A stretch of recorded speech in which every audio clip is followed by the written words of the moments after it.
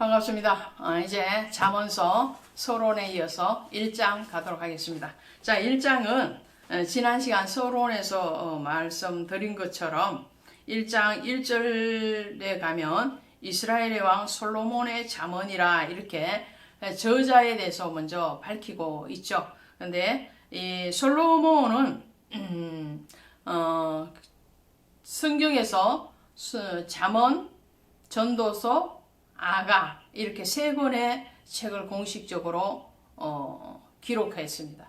솔로몬이 기록한 이 잠언은 이 솔로몬의 재위 기간 중에서 가장 활발하게 일을 감당했던 그런 중년기에 기록한 것이 이 잠언이에요. 아가서는 솔로몬의 초기 왕정 시대에 기록한 것이고요. 전도서는 솔로몬의 노후에 기록되어진 책이라고 우리는 알고 있습니다. 이 잠언은 그렇다면 솔로몬의 재위 기간이 30년이거든요. 30년인데 그 중간 시점에서 기록한 사람의 몸으로 보면 이 허리의 부분에 해당되는 것이죠. 굉장히 중요하다라는 것을 제가 지금 말씀을 드리고 있는 거예요. 자, 그러면 이 잠언이라는 말은 마샬이라는 말입니다. 이 마샬이라는 말은 여러 가지 뜻을 가지고 있는데 대체적으로 비유법을 쓰고 있어요. 장인 또 어떠한 경지에 오른 그런 사람을 일컬을 때도 이 잠언, 마샬이라는 말을 쓰게 되는데요. 그것은 어떤 의미를 말씀을 하느냐면은 이 잠언을 준다는 것은 이제 나중에 나오겠지만 아버지가 아들에게 또 현자가 어리석은 자에게 주는 것이라는 말이죠.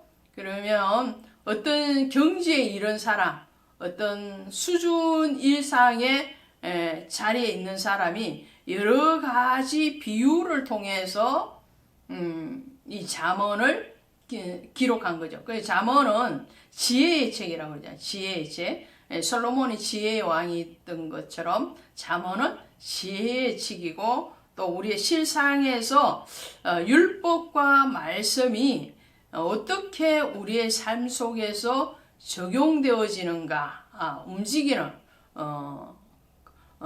그냥 정체되어져 있는 말씀이 아니고 레마의 말씀으로 우리에게 오는 것이 바로 이 잠언서라고 할 수가 있겠죠. 그러면 이제 보도록 하겠습니다. 1장 2절부터 6절까지는 지난 시간에 이 책에 기록된 기록의 목적이 있다 그랬죠. 우리를 지혜롭게 하고 우리에게 훈계를 주고 우리를 학식이 더하고 뭐 그런 목적을 가지고 우리에게 왔다. 그러니까 한마디로 하나님의 말씀에 대한 경외함, 그 우리의 어리석음에서 탈피해서 하나님의 지혜에 도달하기 위한 어떤 그 잠언의 비유를 통해서 하나님의 말씀을 깨닫게 하기 위한 목적을 가지고 우리에게 왔다라는 것을 말씀을 합니다. 그리고 이제 젊은 자에게 지식과 근신함을 주기 위함이라 4절에 그렇게 되어 있죠.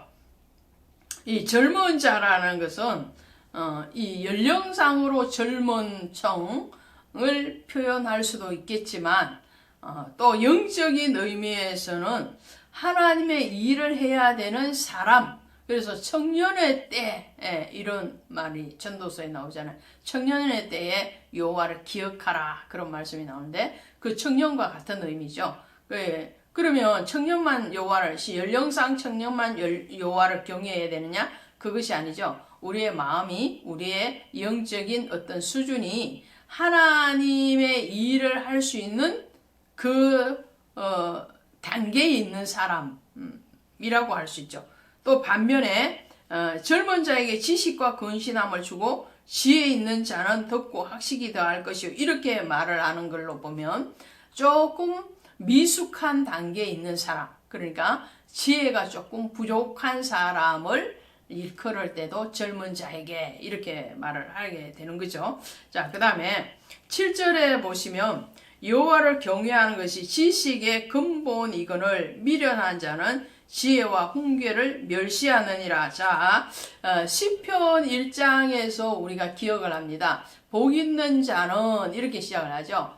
복 있는 시편 1장에서는 복 있는 자와 복 없는 악인이 같이 출발을 했죠.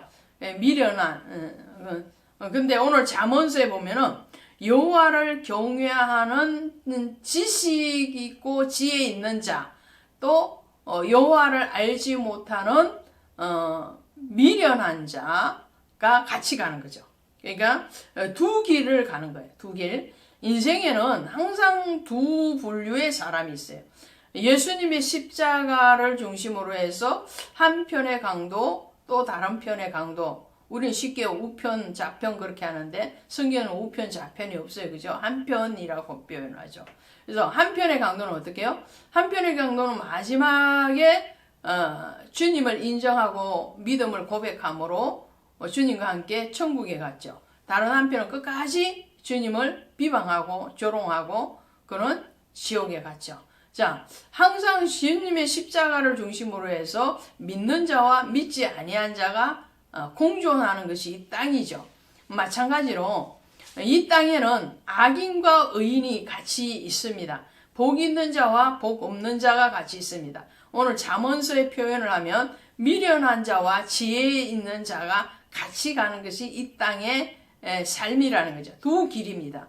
두 길인데 이 두 길이 시편에서 150편에 오면 할렐루야로 시작해서 할렐루야로 끝나고 한 길로 하나가 되어지는 것 같이 이 잠언의 목적도 마찬가지죠.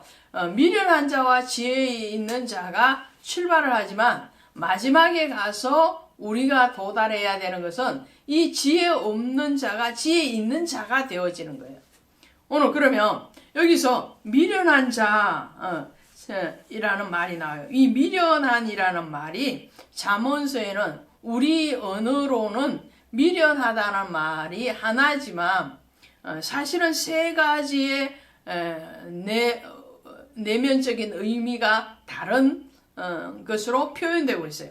자, 1장 7절에 나오는 이 미련함이라는 것은 크실이라는 말. 크실. 이 크실이라는 말은 이런 사람은 둔하고 고집이 센 사람으로 다른 사람의 정보에 대해서 막아버립니다. 정보를 다른 새로운 것들이 들어오는 것들에 대해서 그것에 거부를 하는 거죠. 그래서 어떤 게요? 이 1장 7절의 말씀이 어디에 나오느냐면은 30절에 나오는 거예요. 1장 30절에 가시면 나의 교훈을 받지 아니하고 나의 모든 책망을 없인 여겼음이니라. 이런 사람이 미련한 사람이에요. 하나님의 교훈, 하나님의 채찍에 대해서 전혀 거부해버리고 받아들이지 않는 징계를 경히 여기지 말라고 그러는데 경히 여기는 사람, 이런 사람이 미련한 사람이겠죠. 이런 사람의 대표적인 사람이 누굴까요? 롯의 두 사위라고 할 수 있겠죠. 롯의 두 사위는 그 장인들 롯이 경고했음에도 불구하고 멸망에 대해서 경각심을 갖지 못하였죠. 그리고 노아의 시대에 많은 사람들이라고 할 수 있겠죠. 그 다음에 17장 7절에도 이 미련한이라는 말이 나와요. 17장 7절에 가시면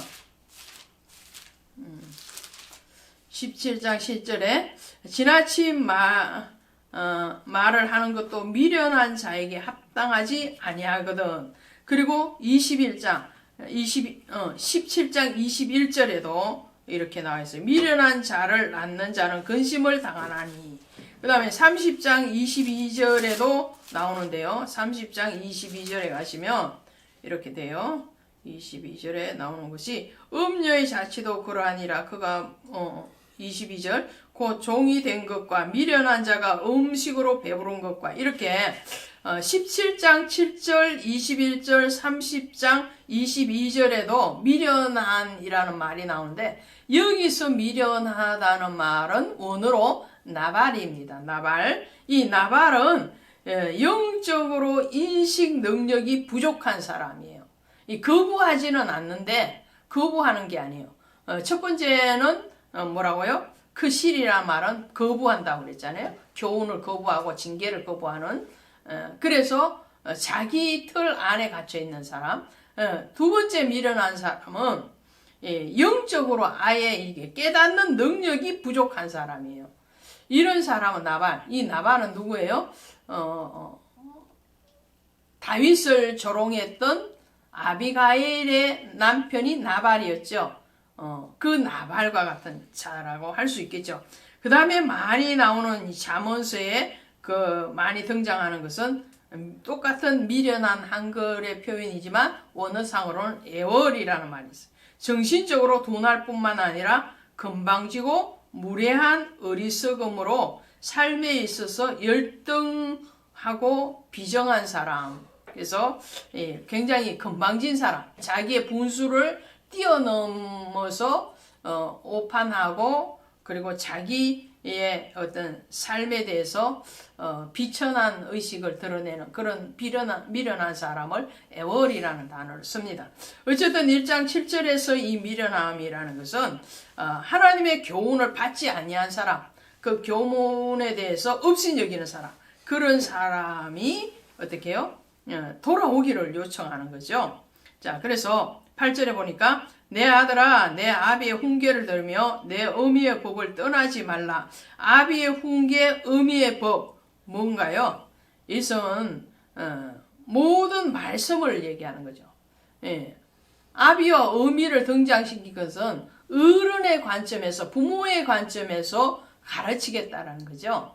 하나님이 우리에게 말씀으로 다스리실 때는 부모의 심정으로 우리를 다스린다는 거예요. 아버지의 심정, 어머니의 심정. 그것이 바로 신구약의 모든 말씀으로 우리를 훈계하고 다스릴 때에 그 법을 떠나지 말아라. 이 법이 뭐라고요? 내 아름다운 간이요 내 목의 사슬이다. 그렇게 말을 하죠.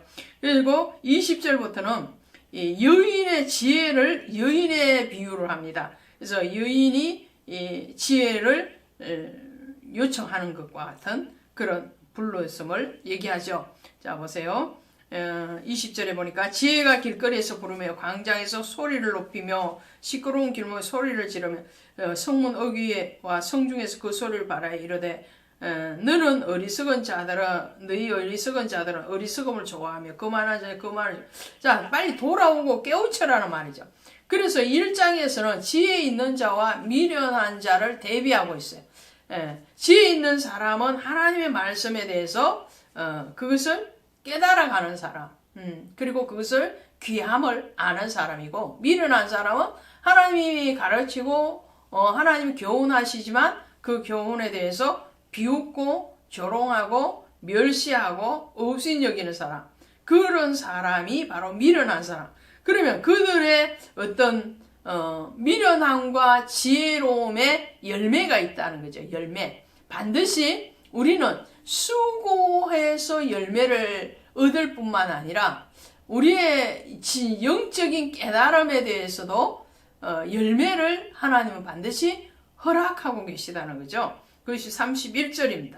그러므로 자기 행위의 열매를 먹으며 자기 꾀에 배부르리라. 자, 행위의 열매, 그죠? 내가 미련하게 했으면 미련의 열매를 먹는 거고, 지혜롭게 했으면 지혜로운 열매를 먹는 거죠. 오늘 우리가 수고하면 수고의 열매를 먹는 것이죠. 반대로 게으르고 나태하면 게으르고 나태함의 열매를 우리가 맺게 되겠죠. 자, 그래서 32절에 어리석은 자의 태보는 자기를 죽이며, 보세요. 미련한 자의 안일은 자기를 멸망. 그러니까 지혜 없는 자는, 미련한 자는 어떻게 멸망하거니와, 멸망. 오직 내 말을 듣는 자는 평안히 살며 재앙에 두려움 없이 안전하리라. 이게 약속이라는 거예요. 약속. 성경은 항상 우리에게 약속하고 계신다라는 거예요. 이 잠언도 거기에서 벗어나지 않습니다. 잠언도 하나님의 지혜, 하나님의 말씀, 하나님의 경륜에 대해서 깨닫고 받아들이고 그리고 거기에 자신의 삶을 적용시키면 그에 합당한 열매를 하나님은 주시겠다는 거죠. 그 열매, 선한 열매로 여러분의 그 열매의 누림을 있기를 주님의 이름으로 간절히 축원드립니다. 고맙습니다.